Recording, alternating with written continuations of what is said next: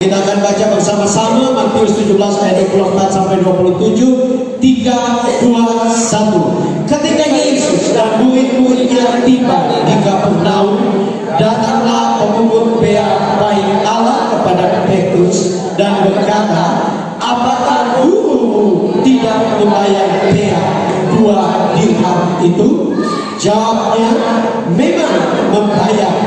Dan ketika Petrus masuk rumah, Yesus mendahuluinya dengan pertanyaan, "Apakah pendapatmu, Simon? Dari siapakah raja-raja dunia ini memungut bea dan pajak? Dari rakyatnya atau dari orang asing?" Jawab Petrus, "Dari orang asing." Maka kata Yesus kepadanya, "Jadi bebaslah rakyatnya. Tetapi supaya jangan kita menjadi batu sandungan bagi mereka, pergilah memancing ke danau, dan ikan pertama yang kau pancing, tangkaplah dan bukalah mulutnya, maka engkau akan menemukan uang 4 dirham di dalamnya. Ambillah dan bayarkanlah kepada mereka, bagiku dan bagimu juga." Amin. Silakan duduk kembali Bapak Ibu Saudara. Saya pagi ini saya ingin berkhotbah dengan judul Mujizat Kreatif di Masa Krisis COVID-19. Bapak Ibu Saudara, saya minta permisi buat Ibu Gembala dan Pak Mami dan Papi untuk turun ke bawah karena saya suka khotbah dekat dengan jemaat. Nah, Bapak Ibu Saudara yang terkasih di dalam Tuhan Yesus, kita sedang hidup di satu dunia yang penuh dengan tantangan, ya. Kita sadar bahwa COVID ini menyebabkan ada begitu banyak kesulitan, ya.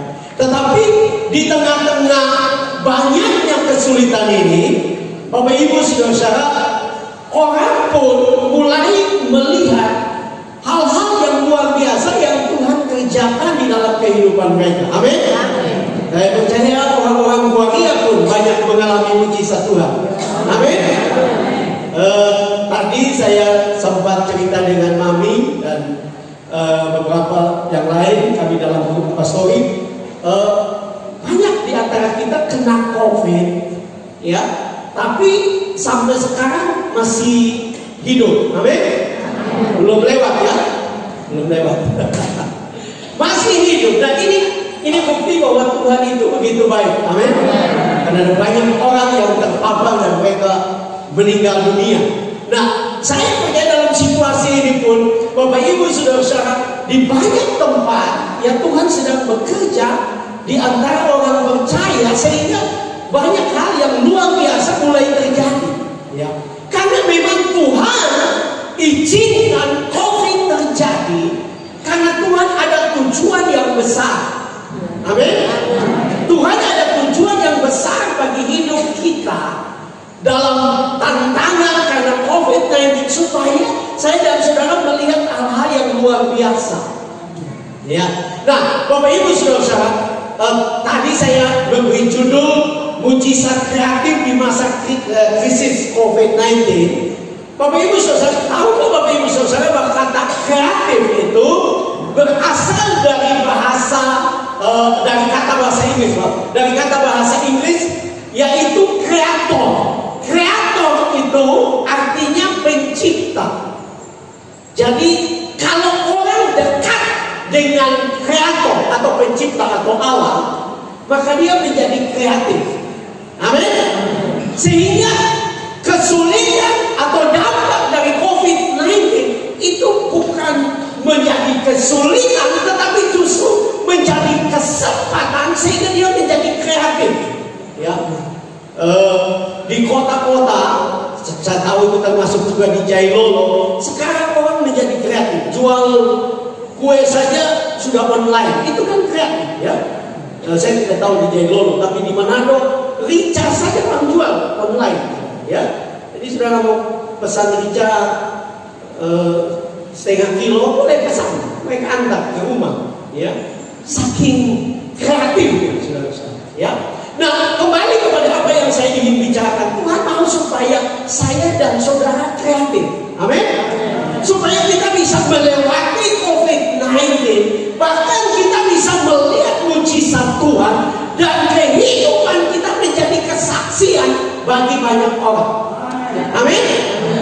Saya ingat saya pernah baca mau Papua, ya, cerita-cerita lucu Papua, tapi saya sedikit ubah. Jadi ini ada orang Kupang, ada orang Ambon dengan orang Papua duduk, ya, bercerita. Orang Ambon bilang Pak Kewel bercerita, sebenarnya bercerita kosong, ya. Tetapi mereka duduk dan mulai bangga, ya, bagaimana mereka hebatnya mereka memancing ikan di daerah mereka. Jadi orang Kupang duluan, orang Kupang bilang, kalau ketong di Kupang, ketong pergi pancing ikan, ya, ketong baru pergi ditambah ikan sekumpul semua, ya.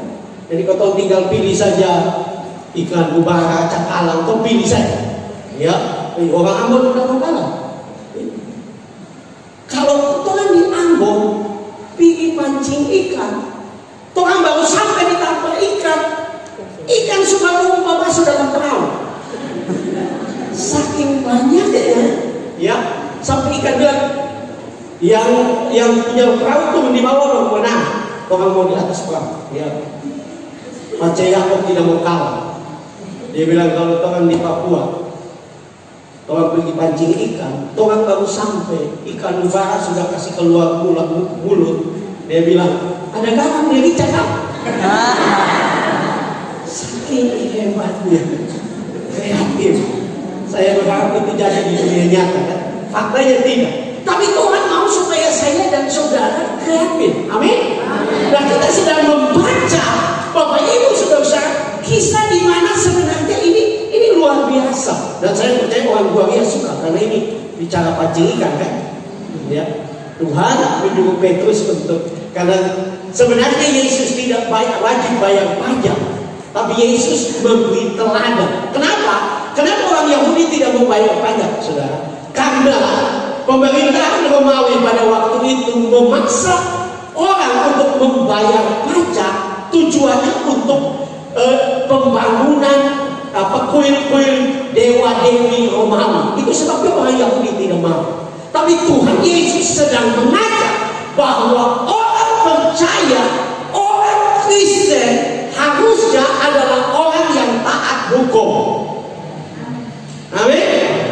Mungkin kelihatannya hukum itu tidak adil, tapi Tuhan mau kita taat. Amin. Karena Alkitab mengatakan tidak ada pemerintahan yang tidak berasal dari Allah. Amin. Artinya Tuhan mau supaya kita taat. Yang kalau kita belajar etika Kristen, yang tidak boleh kita taat adalah kalau satu waktu pemerintah bilang tidak boleh orang percaya Yesus. Nah, itu tidak boleh taat. Itu etika. Karena itu sudah bicara tentang hubungan kita dengan Tuhan. Tapi kalau kadang-kadang karena COVID merajalela, ibadah harus online kayak di kota-kota, ya itu biasa karena tujuannya baik, ya. Nah, kembali kepada kebenaran firman Allah. Tuhan menunjukkan bahwa Dia adalah Allah yang kreatif. Amin.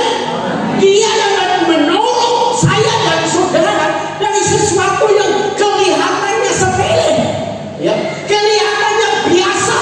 Tapi kalau kita percaya kepada Dia, Dia dapat melakukan mujizat-mujizat yang besar. Amin. Kita membaca ada banyak petunjuk tentang Tuhan memakai hal-hal yang sepele. Musa dipakai Tuhan dengan tongkat yang sederhana yang ada di tangannya, ya, tongkat penggembala kambing domba, tapi dengan tongkat itu Musa melakukan mujizat-mujizat besar. Dia membuat 10 tulah di Mesir, dia membelah laut berau, dia mengeluarkan air dari gunung batu dengan tongkat yang sederhana. Karena sesuatu yang sederhana, sesuatu yang kelihatannya sepele di tangan Allah yang besar, mujizat pasti terjadi. Karena itu mari Tuhan mau supaya kita belajar. Saya dan saudara harus terus belajar untuk percaya. Dunia mungkin makin sulit, tapi kalau saudara mengandalkan Tuhan, Tuhan mulai memakai hal-hal yang sederhana, hal-hal yang sepele untuk memberkati kehidupan saudara. Karena Tuhan kita adalah Tuhan yang besar. Tuhan kita adalah Tuhan yang luar biasa. Dia dahsyat, Dia Allah yang luar biasa. Nah, ada dua hal yang kita bisa belajar, Bapak Ibu Saudara-saudara, dari kebenaran firman Tuhan ini. Mujizat kreatif, Bapak Ibu Saudara-saudara, di tengah-tengah COVID-19, di masa COVID-19, adalah Tuhan mempunyai tujuan supaya saya dan saudara tidak menjadi batu sandungan buat orang lain. Amin. Tuhan mau justru di dalam kesulitan ini anak-anak Tuhan menjadi kesaksian. Jangan anak-anak Tuhan juga justru menjadi batu sandungan. Ya. Nah, kata Bapak Ibu Saudara-saudara, kata menjadi batu sandungan itu berasal dari kata Yunani skandaliso. Skandaliso itu, Bapak Ibu Saudara-saudara, mempunyai pengertian menyebabkan orang jatuh, menyebabkan orang tersesat, orang berdosa, orang menyangkal iman, orang menolak iman karena saya dan saudara menjadi batu sandungan. Ya. Tuhan tidak mau. Tuhan berkata bahwa supaya kita tidak menjadi batu sandungan, maka engkau harus pergi pancing ikan dan bayar pajak. Ya. Orang-orang percaya Tuhan memilih kita, saya dan saudara, supaya saya dan saudara tidak jadi batu sandungan. Jangan orang bilang, ya, orang gua lihat tuh, ya, katanya gereja-gereja. Tapi hidupnya tidak beres, ya. Hidupnya masih mabuk. Ya. Saya berharap tidak ada yang mabuk lagi, ya. Karena itu menjadi batu sandungan. Ya. Engkau menjadi batu sandungan. Tuhan mau supaya kita hidup benar, supaya hidup kita menjadi kesaksian. Tidak membuat orang mau percaya kepada Tuhan, tapi orang melihat di hidup kita, mereka bilang, lebih baik kita di gereja lama daripada di gereja yang kau bilang gereja pertobatan, tapi juga tidak bertobat. Ya. Nah, Tuhan tidak mau saya dan saudara menjadi batu sandungan. Amin. Kok seperti sunyi? Ya. Tuhan mau supaya engkau sebagai suami, engkau jadi berkat. Amin. Engkau menjadi berkat bagi istri dan anak-anak. Engkau jadi istri, engkau jadi berkat buat suami. Engkau jadi suami dan anak-anak. Engkau jadi anak, engkau menjadi berkat buat papa dan mama. Itu yang Tuhan mau. Kita menjadi berkat. Kita menjadi kesaksian. Ya, Daud berkata, dia berdoa kepada Tuhan supaya dia menjadi tanda ajaib bagi banyak orang. Orang lihat dia, orang bilang, wow, ini anak dulu dalam rumah orang tidak anggap dia. Dan itu benar. Ya, karena Daud tidak dianggap di dalam keluarga. Ya, bayangkan ada seorang pemimpin besar, Samuel, datang ke rumah. Ya, datang ke rumah. Samuel pada waktu itu seperti raja, imam, dan nabi. Dan memang benar tiga jabatan yang pegang. Orang besar datang di rumah. Anak ini disuruh jaga kambing domba yang hanya 2-3 ekor kalau kita pilih. Jadi tidak banyak. Artinya dia tidak dianggap. Ya. Tapi dia berdoa, Tuhan, jadikan aku menjadi tanda ajaib bagi banyak orang. Amin. Dia mau supaya dia menjadi kesaksian. Ya, menjadi kesaksian untuk banyak orang. Tuhan mau supaya saya dan saudara menjadi kesaksian. Ya. Orang akan berkata, wah, lihat itu, mereka di Guaria tidak ada jalan darat. Ya, memang sudah mulai dibuat, puji Tuhan. Amin. Ya, tapi tidak ada jalan darat, tapi mereka diberkati Tuhan. Ya. Tidak ada jalan darat, tapi mereka punya gereja bagus sekali. Amin. Amin. Mari kita muliakan kepada Tuhan. Ya. Mereka punya pastori 2 lantai. Itu kan tanda bagi banyak orang. Ya. Kenapa? Yesus sendiri kalau saudara membaca dalam Injil Yohanes menulis bahwa semua tanda itu ditulis, maksudnya mujizat-mujizat Yesus, semuanya ditulis untuk membuktikan bahwa Yesus itu anak Allah yang hidup. Amin. Jadi kalau saudara diberkati, saudara melihat hal-hal besar, mujizat Tuhan, Tuhan mau supaya engkau jadi kesaksian. Ya, supaya engkau jadi kesaksian. Tadi pagi di dalam doa pagi, saya sedang berdoa dan Tuhan menaruh sesuatu bahwa Tuhan mau supaya Guaria ini menjadi tanda dan alamat bagi banyak orang. Amin. Orang akan berkata, wow, sungguh Tuhan ada di Guaria. Sungguh Tuhan yang besar ada dengan orang Guaria. Setiap pribadi saudara mengalami Tuhan, sehingga saudara akan menjadi tanda dan alamat bagi banyak orang. Ya. Kemarin saya bicara tentang Tuhan tidak dibatasi dengan keterbatasan kita. Ya, Tuhan kita adalah Tuhan yang besar dan Tuhan mau supaya orang akan berkata, orang-orang di Cainolo akan bilang, wow, di Guaria itu Tuhan ada, mari kita ibadah di Guaria. Tapi Tuhan harus mulai dari saudara yang sungguh-sungguh percaya kepada Dia. Umat Tuhan, orang percaya yang ada di Guaria, hiduplah tidak menjadi batu sandungan, tapi jadi berkat. Dan waktu engkau jadi berkat, Tuhan akan mengangkat Guaria sehingga Guaria penuh dengan kemuliaan Tuhan. Orang-orang yang ada di sini menjadi kesaksian bagi banyak orang. Rumah tangga, ya, menjadi kesaksian. Karena Tuhan kita adalah Tuhan yang besar. Amin. Tuhan mau supaya saya dan saudara menjadi kesaksian bagi banyak orang. Bahkan di dalam Mazmur 119 ayat 116, di situ Daud dengan jelas mengatakan dia meminta kepada Tuhan supaya dalam pengharapannya kepada Tuhan dia tidak dipermalukan. Karena kalau kita hidup tidak benar, kita tidak mengandalkan Tuhan, kita tidak lihat mujizat Tuhan, orang akan berkata, katanya ikut Tuhan luar biasa, tapi kok biasa-biasa. Katanya ikut Tuhan mujizat, tapi kok biasa-biasa. Tuhan mau saya dan saudara mengalami mujizat, dan Dia punya banyak cara untuk saya dan saudara melihat mujizat. Amin. Dia punya cara-cara yang kreatif untuk saya dan saudara. Orang percaya dalam kehidupan kita sungguh-sungguh mengalami perbuatan Tuhan yang dahsyat, karena Dia adalah Allah yang dahsyat, Allah yang luar biasa, Allah yang melakukan perkara-perkara besar. Iya. Karena Dia mau supaya saya dan saudara mengalami hal-hal yang luar biasa dalam hidup ini. Karena Dia mau kita menjadi model, menjadi contoh.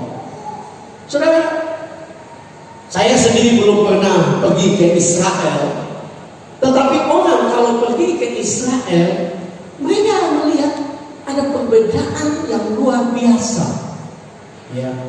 Orang berkata bahwa waktu mereka turun di Mesir, itu Bapak Ibu Saudara, mereka melihat kekeringan, kemiskinan, penderitaan yang luar biasa. Di Mesir, di Yordania, di Palestina, itu kekeringan luar biasa. Tapi waktu mereka mulai masuk Israel, mereka lihat hijau, mereka lihat pohon-pohon, tanaman-tanaman, karena luar biasa. Mereka memang betul orang Israel adalah orang yang pandai, orang yang pintar. Tapi kita tahu bahwa mereka pintar karena Tuhan. Amin. Mereka kreatif karena Tuhan. Artinya sama.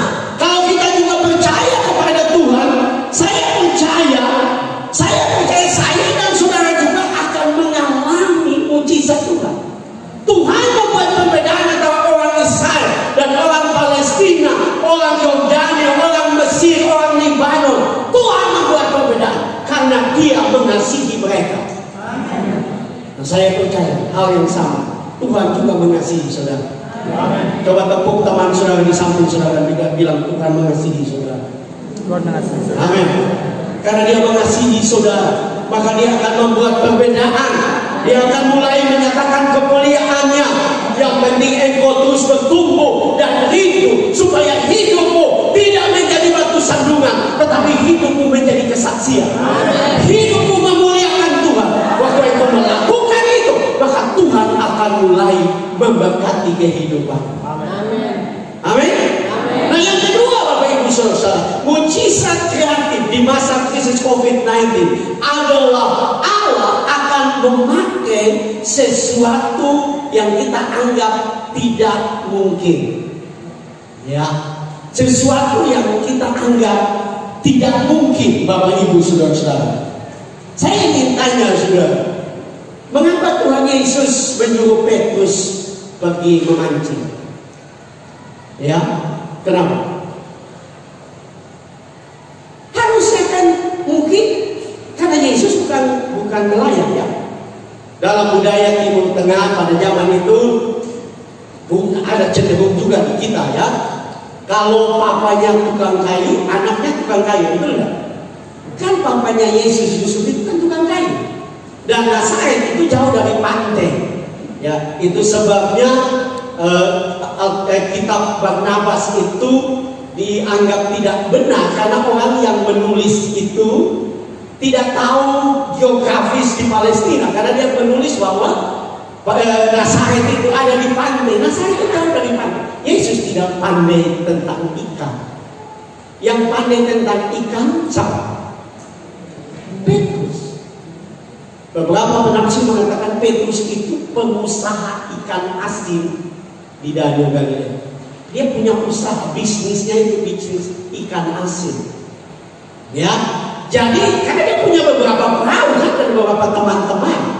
Jadi dia orang yang punya pengalaman. Saya tahu orang Georgia juga orang-orang yang kuasai laut. Pasti Bapak Ibu Saudara tahu di mana tempat ikan, di mana tidak ada tempat ikan. Betul tidak? Karena saudara biasa di laut. Saudara juga sudah biasa memancing. Saudara tahu juga ikan seperti ini makannya apa. Betul tidak? Betul tidak? Saudara tahu bagaimana menangkap ikan seperti ini. Lah ini Petrus ini kan punya pengalaman di laut. Pengusaha ikan, dia setiap hari di laut. Dia tahu. Dan mungkin Petrus waktu itu berusia 30-an atau 40-an. Saya percaya Petrus tidak pernah memancing ikan dan menemukan uang di dalam mulut ikan. Betul tidak? Atau ada orang Georgia yang memancing ikan dan ketemu uang? Ada? Ya. Saya tadi beberapa waktu lalu ada membaca satu kisah. Saya lupa namanya, tapi ada orang yang kehilangan HP. Ya. Dan beberapa waktu kemudian dia ditelepon ya dengan nomornya itu.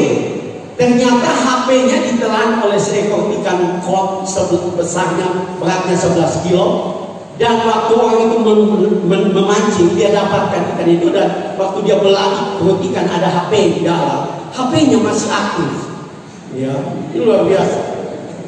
Ya, tetapi kembali, Petrus pasti dia bisa protes Tuhan. Tuhan, bagaimana mungkin? Saya sudah tua begini, pengalaman pancing ikan, belum pernah ada di mulut ikan ada uang. Tapi Alkitab mengatakan Petrus belajar untuk percaya. Amin. Dia percaya bahwa Tuhan dapat memakai yang tidak mungkin untuk memberkati saya. Amin. Karena Tuhan saya adalah Tuhan yang besar. Tuhan saya adalah Tuhan yang luar biasa. Itu sebabnya dia tidak protes. Ya, saya juga melihat kenapa Tuhan suruh pancing ikan. Kenapa tidak Tuhan bilang, Petrus, coba anda pilih lihat di sebelah situ, ada babi, mungkin di mulut babi, di babi ada mulut, di mulut babi ada ikan, di mulut babi ada uang, ya, ya kan lebih gampang kan? Kan babi kan jalan di darat, jadi mungkin ada orang yang kasih jatuh uang, babi mati, ya kan?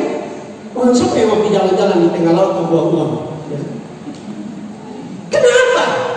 Saudara, saya percaya ini menunjukkan bahwa mujizat kreatif itu tidak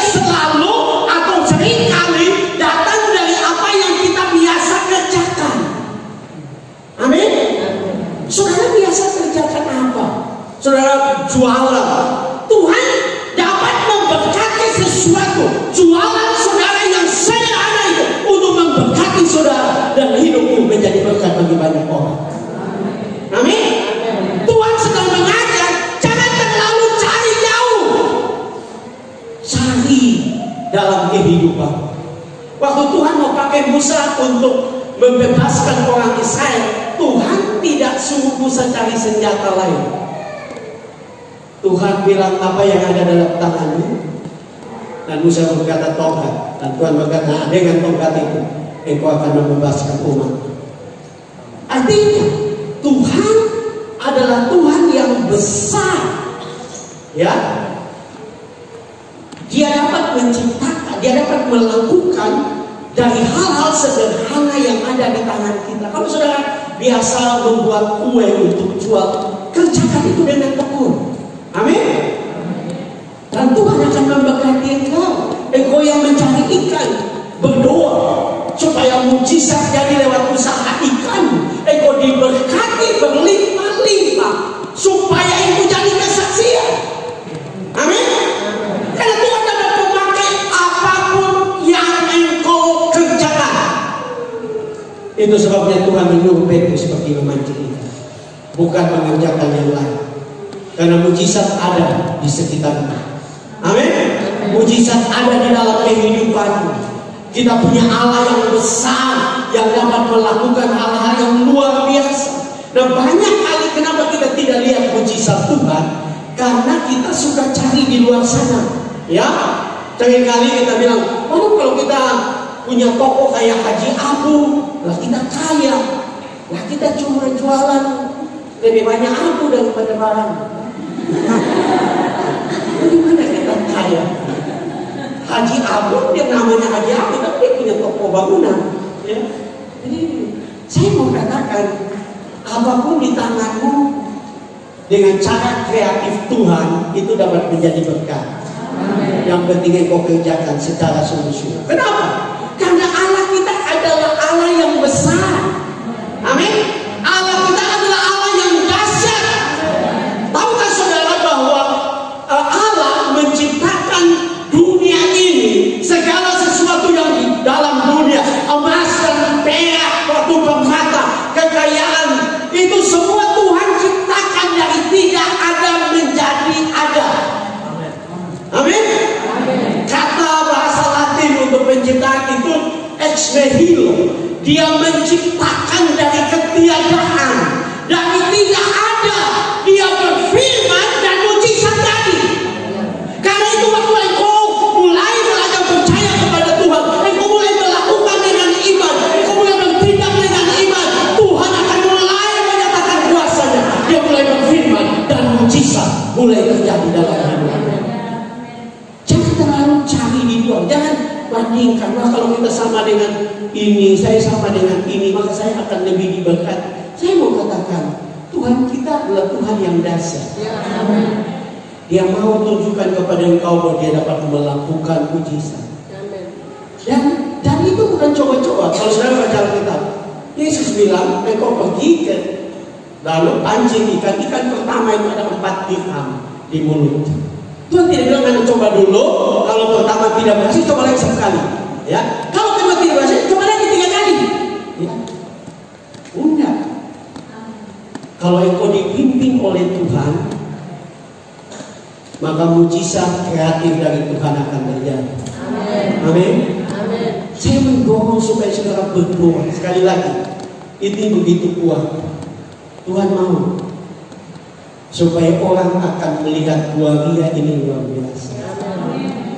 Tapi Tuhan mau engkau mulai jalan dengan iman, melakukan dengan iman, ya, melihat hal-hal yang luar biasa. Ya, orang akan mau datang di waria karena ada Tuhan di sini.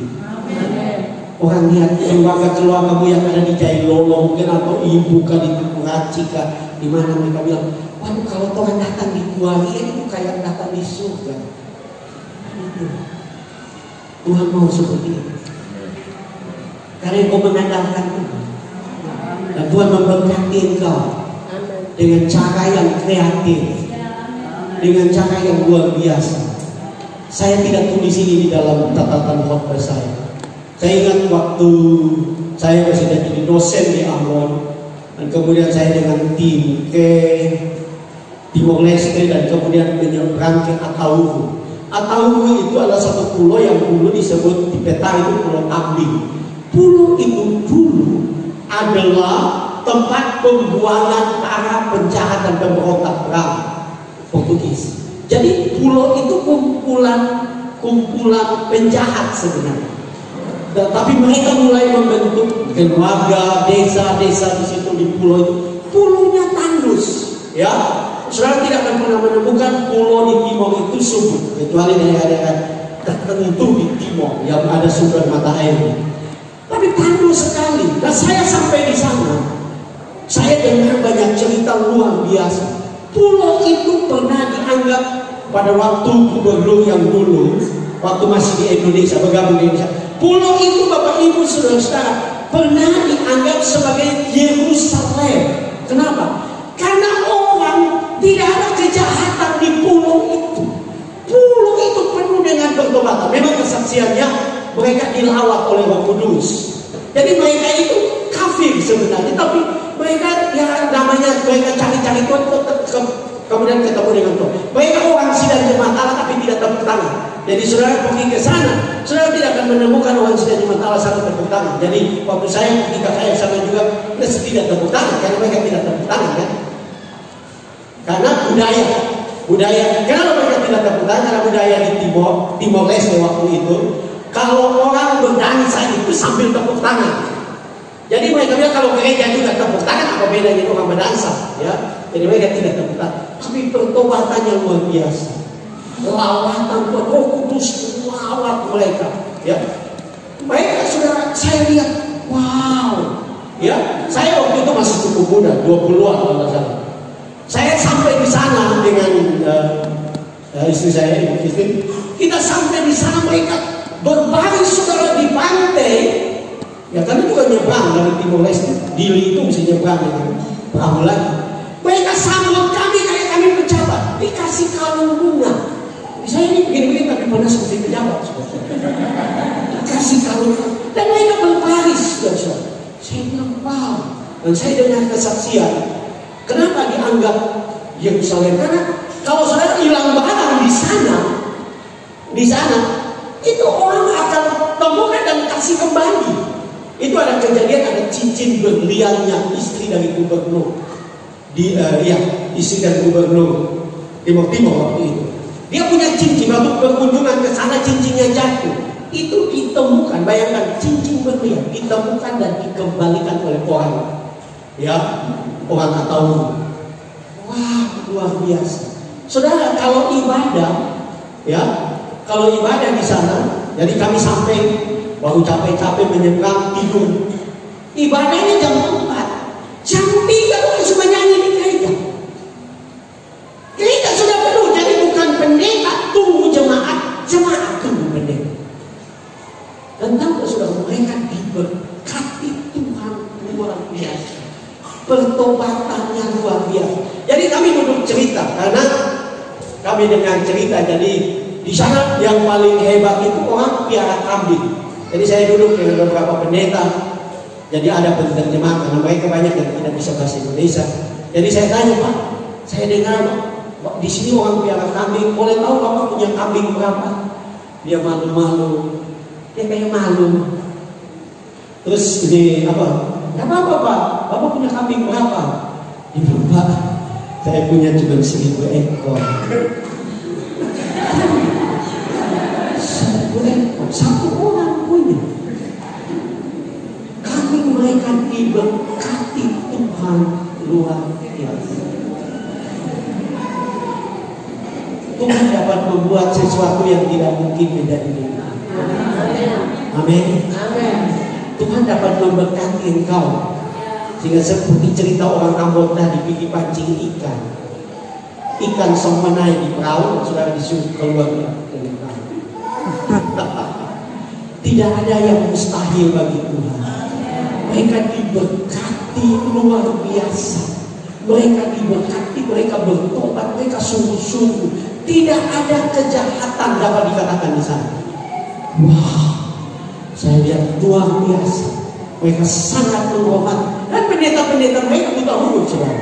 Ya, jadi saya dengar cerita, memang sekarang sudah banyak yang sekolah, tapi dulu itu saudara mereka bawa teh. Jadi khotbahnya dari maaf, ini mendadak jadi saya tidak. Tapi dari pimpinan mereka, istilahnya bahwa yang pimpin mereka rekam di kaset zaman itu, saudara, rekam di kaset. Jadi mereka datang itu, Bapak Ibu saudara, mereka duduk semua dan mereka menyanyi, tidak tepuk tangan, menyanyi, ya. Kemudian habis menyanyi duduk manis dan mereka tekan teh dan mereka dengar khotbah. Cuma lewat teh, tidak ada video seperti sekarang, ya. Tapi mereka hidup di dalam pertobatan. Mereka menjadi kesaksian bagi timur pada waktu itu, bahwa di pulau itu ada Tuhan yang dahsyat, ada Tuhan yang luar biasa. Tuhan mau kita perlu doakan supaya Guaria menjadi tanda dan bukti. Saudara menjadi kesaksian, saudara menjadi kesaksian, saudara mengatakan Tuhan kami adalah Tuhan yang besar. Sehingga orang-orang di Jaipur akan berkata sekali lagi, dia di Guaria ada Tuhan yang besar, Tuhan yang hidup. Mari kita datang kepada Tuhan.